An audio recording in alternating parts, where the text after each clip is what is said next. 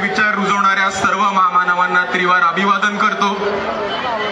मंचावरती उपस्थित सर्व मान्यवर आणि तसेच 23 मार्च रोजी नागपूरमध्ये उपस्थित झालेल्या भारतातल्या इतिहासातल्या RSSच्या कार्यालयावरती निघालेल्या पहिल्या मोर्चातल्या सहभाग घेणाऱ्या तमाम क्रांतिकारी साथीदारांना माझा जय भीम.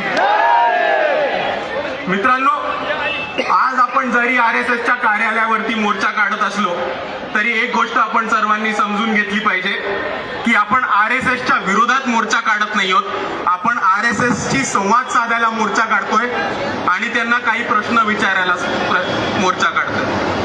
आणि आपलं म्हणणं एवढंच सोपं आहे की आता जी सरकार स्थापन झाली आहे, आताचे जे पंतप्रधान आहेत त्यांना RSSनी सत्तेत बसवलेले आणि आताचे जे पंतप्रधान आहेत ते जेफ्री एप्स्टीन फाईल मध्ये त्यांचं नाव आल्यामुळे त्यांचे हात हे दगडाखाली आलेले.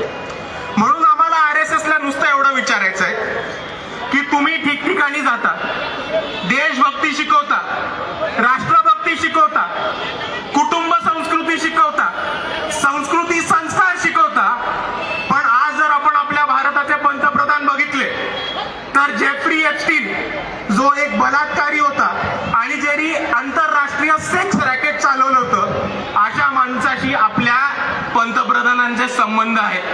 तर असे संबंध असणं तुमच्या कुटुंब व्यवस्थेत बसतं का? तुमच्या कुटुंबी संस्कृतीत बसतं का? आणि तुमच्या संस्कारांशी मान्य आहे का? हे आम्हाला सांगा. हा प्रश्न विचारायला आज RSSच्या कार्यालयावरती आपण मोर्चा काढलेला आहे. आणि दुसऱ्या बाजूला मित्रांनो, एप्स्टीन फाईल मध्ये नाव आल्यामुळे आणि त्याच्या आतमध्ये ज्या ज्या गोष्टी नमूद केल्या आहेत त्या बाहेर येऊ नये म्हणून नरेंद्र मोदी घाबरलेत आणि अमेरिकेच्या खिशात जाऊन बसून गेलेले ते आपण समजून घेतलं पाहिजे. आणि म्हणून या कॉम्प्रोमाइज परिस्थितीत, या घाबरलेल्या अवस्थेमध्ये नरेंद्र मोदींनी अमेरिकेशी एक करार केला आणि त्याच्यामध्ये भारत देश हा विकायला काढलेला आहे. आपले जितके पण उद्योगपती आहेत, स्मॉल स्केल इंडस्ट्रियलिस्ट आहेत,